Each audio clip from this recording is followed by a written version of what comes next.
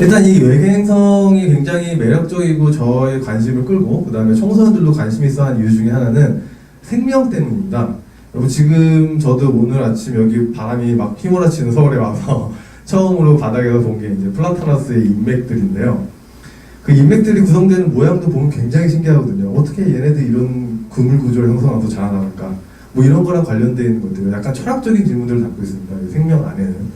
그런데 또 우주 존재 자체가 우리 시작과 어떤 끝과 머물러 있는 되게 중요한 철학적인 주제이기 때문에 생명과 우주가 같이 있는 우주 생명, 약간 보편적인 생명에 대한 관심과 흥미는 청소년에게 굉장히 중요한 질문이 될 것 같아요. 그래서 여기 나와 제가 찍은 사진도 이제 굉장히 오래전에 여기 공에 내려오기 전에 찍은 사진인데 민들레 사진입니다. 보시면은 저 안에 있는 겹꽃들의 모양이나 이런 거 보면은 감히 인간이 만들어내기 힘들 정도로 아름다움이 담겨 있거나 그 다음에 혹은 그 자체를 이해하는데 굉장히 어려울 것 같은 그런 약간 호기심이 발동하게 되는 그런 대상인데요. 이와 마찬가지로 우주에 있는 생명을 하나로 버무려서 뭔가 생명의 특징을 알아내거나 혹은 그 생명들과 소통할 수 있는 방법을 찾아내는 게 지금 천문학의 그 시작점이 있게 됩니다. 그러면은 생명을 굉장히 복잡하게 다루지 말고 간단하게 접근하기 위해서 다음으로 얘기할 것은 바로 이겁니다.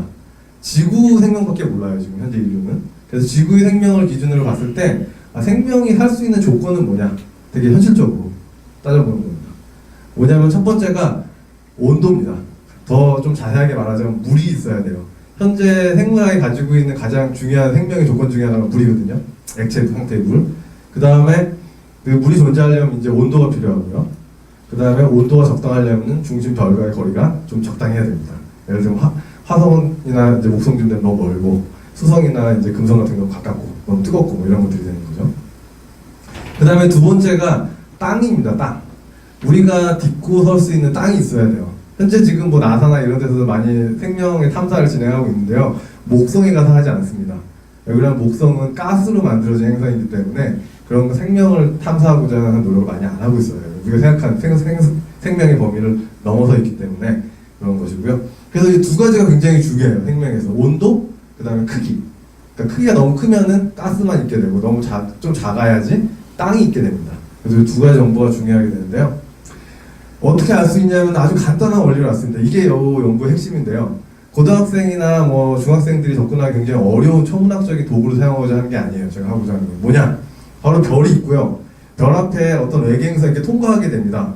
그러면 별 표면을 저 행성이 가리게 되죠. 일부분을. 그러면 가린 면적만큼 어두워지게 됩니다. 이게 그냥 면적이니까 굉장히 간단한 원리고요. 행성이 더 크면은 더 큰 면적을 가리겠죠. 이런 간단한 원리로 접근할 수 있는 방법이고요.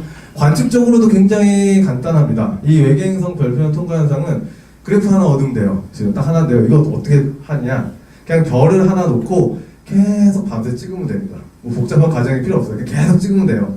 그러면은 그 별이 밝기가 점차 어두워졌다가 다시 밝아지게 됩니다. 이렇게. 여기서 그래프에서 Y축은 밝기 변화예요. 그래서 밝기 변화가 갑자기 중간쯤에 돼서 어두워지는 게 보이시죠?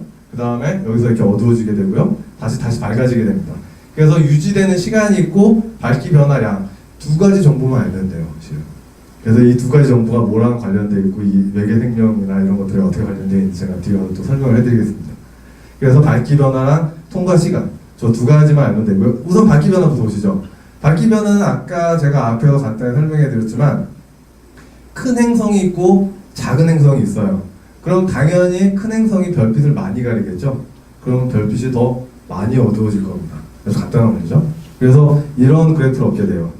보시면 행성 B는 크기 때문에 더 많은 밝기 감소가 일어나게 되고 행성 A는 작기 때문에 더 작은 밝기 감소가 일어나게 되고요. 그래서 결과적으로 행성이 작다는 거는 땅이 있다는 겁니다. 일단 그런 정보를 알 수가 있어요. 우리가. 그래서 행성이 너무 크면은 이 행성은 땅이 없겠구나. 생명이 존재하기 좀 힘들겠네. 이런 얘기를 간단하게 할 수 있는 거죠. 그럼 두 번째는 통과 시간인데요. 시간이라는 거는 얘가 얘의 이동 거리를 속도로 나눈 것이잖아요. 그렇죠? 시간이니까. 그래서 별의 지름을 행성이 통과를 하는데 행성이 얼마나 빠르게 통과하냐. 즉 공전 속도랑 관련되어 있게 됩니다. 근데 이게 실제로 코스모스랑 관련해서 우주의 그런 어떤 조화 질서에 관련 굉장히 재밌는 이야기가 있는데 오늘 좀 시간이 짧기 때문에 그걸 너무 직관적으로 한번 접근해 보겠습니다. 이렇게 생각해 보시면 됩니다. 가운데 별이 있고요. 그 별에서 이제 중력이라는 힘을 받아서 이제 주변을 돌고 있죠. 예를 들어 달이 지구 주변을 돌듯이. 근데 가까운 애가 빨리 돌까요? 먼 애가 빨리 돌까요? 이게 초등학교나 심지어 뭐 중학교, 초등학교 학생들한테 물어봐도 굉장히 다들 답을 잘해요. 가까운 게 더 빨리 돌 것 같아요. 왜? 그러면은 설명은 잘 못하겠지만 그냥 그럴 것 같아요. 라는 식으로 약간 직관적으로 접근이 가능합니다. 그럼 가까운 데 있는 애가 더 큰 힘을 받기 때문에 더 빨리 돌아야 될 가능성이 약간 느껴지거든요. 직관적으로. 그러니까 경험에서 느끼는 거예요, 살면서. 그래서 이렇게 가까운 것과 먼 행성 두 개가 있을 때 같은 별에 가까운 행성이 더 빨리 돌게 됩니다. 말하자면 속도가 빠른 거죠. 이제 B 행성은 좀 더 멀리 있기 때문에 더 천천히 돌게 되고요. 그래서 별 행성 거리가 커질수록 속도가 느려지고 통과 시간이 늘어나게 됩니다. 그래서 이 통과 시간을 적정하게 저희가 잘 계산하다 보면은 이 행성이 별과 얼마만큼 가까이 있는지 거꾸로 알게 돼요. 그래서 이런 식으로 통과 시간에 관련돼서 별의 행성의 그 어떤 거리, 별과의 거리를 가늠할 수 있게 되고요. 이 통과 시간을 가지고 거꾸로 어떤 정보를 알게 되냐면은 행성의 온도까지 알게 됩니다. 그래서 이 그 외계 행성 발견 방법 중에 외계 행성 별표면 통과 현상이라는 거는 굉장히 재미있는, 직관적이고 재미있는 정보들을 두 개를 갖고 있게 되는데요. 그게 뭐냐? 행성의 크기랑 행성의 온도. 아까 제가 처음에 얘기 드린 그거랑 관련되어 있게 됩니다. 그래서 간단하게 하룻밤 동안에 관측하는 과정을 통해서 행성의 크기도 학생들이 가늠해 볼 수 있고요. 그 다음 행성의 온도도 약간의 단계가 좀 거쳐지긴 하지만 정량적으로 접근할 수 있는 게 그다지 어렵지는 않습니다. 그래서 관측을 통해서 이런 생명에 관련된 행성의 정보를 얻어낼 수 있는 아주 매력적인 주제라는 것이고요. 그래서 제가 기초적으로 이미 해왔고, 그 다음에 이번 연구형 학습 조직이라는 그 어떤 공식적인 지원을 통해서 저희가 조금 한 발 더 내디딜 수 있는 굉장히 큰 도움이 되었습니다. 그럼 이게 이런 연구들을 진행하는 데 있어서 업무들이랑 좀 맞물리게 되면 좀 힘들어요. 근데 우리 연구형 학습 조직 하고 있는 거 하면서 이제 지도자들도 끌어들이고, 그 다음에 부장님도 설득하고 하면서 굉장히 좋은 도움을 받을 수 있었고요. 또 뭐 금전적으로도 완전 재정적인 지원도 있었기 때문에 굉장히 큰 도움이 되었습니다. 그래서 일단 사전 준비는 실은 이번 연구학습 조직 말고도 그 전에도 이미 저희가 하고 있었습니다. 관측팀에서 공부도 하고 뭐 소프트웨어 도구 개발하는 거 제가 주로 했고요. 그 다음에 저희 센터에 있는 적응체문제 관측팀의 시험 관측도 수행하고 있고요. 그 다음에 이제 연구학습 조직에 본격적으로 저희가 지원을 할 수 있었던 것 중에 하나는 이것입니다. 청소년 팀을 구성해서 교육도 시키고 관측도 시키고 해서 학술대회 참석이나 발표까지 이루어질 수 있는 한 1년의 과정을 저희가 수행하게 될 수 있었고요. 특히나 이제 학생들을 데리고 전문적인 이제 학술대회 같은 데 같이 참석해서 하는 것들이 굉장히 큰 의미가 있다고 생각을 해서 저희 예산의 상당 부분을 이런 부분에 저희가 투자를 해서 진행을 하게 되었습니다.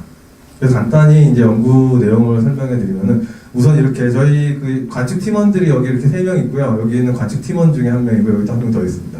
그래서 여기 요 3명이 저희 관측팀 연구형 학습 조직 팀원이고요.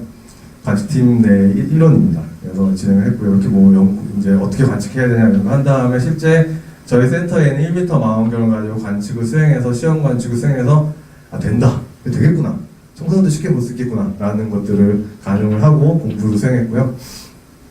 그 다음에 이제 이게 그 간단한 과정이긴 한데 실은 천문학적인 그 자료 처리 과정이라는 게 굉장히 어렵습니다. 그래서 저희가 약간 청소년들이 무료로 사용할 수 있는 여러 가지 도구들을 개발해서 쉽게 사용할 수 있도록 저희가 제가 주로 이 부분을 담당해서 수행을 했고요. 그래서 언제 이런 현상이 일어나는지 예측하는 도구, 그 다음에 결과를 분석해서 물리량을 도출하는 도구, 그 다음에 자료 처리하는 도구들을 다 모아서 이 블로그를 실제로 개설해서 이게 쉽게 활용할 수 있도록 했고요. 실제 이 블로그는 이제 연구학습 조직의 일환으로 만들어지긴 했지만 저희 센터 전문 연수나 이런 활동에도 같이 사용하고 있습니다. 아주 좋은 도움이 되었습니다. 그래서 결과적으로 이제 2017년에 동아리 팀이 만들어지고 교육을 수행하고 관측 실습을 하게 됐고요. 그 다음에 지지난달에 10월에 이렇게 학술대회 같이 학생 2명 참석을 해서 굉장히 재밌는 시간을 가졌는데요. 특히 뜻깊었던 이유 중에 하나가 저희가 중력파 발견이라는 아주 중요한 사건이 있었습니다. 이번 그 10월에 3회 때 특별 세션도 마련되고 했는데요. 학생들이 그 중요한 순간에 발표에 관련된 내용들을 접할 수 있었다는 의미에서 좀 약간 번외 그런 좋은 장점들을 가질 수 있었습니다.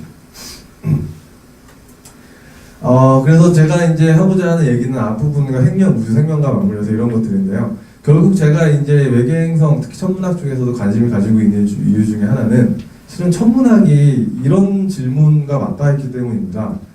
이게 뭐냐면은 우리는 과연 누구란 말인가? 이 질문은 아까 말씀해준 행복감이나 혹은 우리 존재 자체에 대한 고민들, 난 어떻게 살아야 되는가, 내가 이곳에서 무엇을 해야 되는가의 질문이랑 다 맞닿아 있거든요. 이 질문 자체는. 그런데 그 질문에 대한 답을 외계 행성 혹은 천문학 이런 것들이 저에게 줄 수 있다는 겁니다. 그래서 제가 이 외계 우주 생명과 그다음에 외계 행성 관련해서 굉장히 집중적으로 매력을 느끼고 연구를 하고 있는 것이고요. 마지막으로 이런 이제 1년의 과정을 통해서 청소년에서 높은 곳에서 더 높은 곳을 바라보며 더 행복한 미래를 꿈꿀 수 있게 기대를 하면서 발표를 마치도록 하겠습니다. 감사합니다.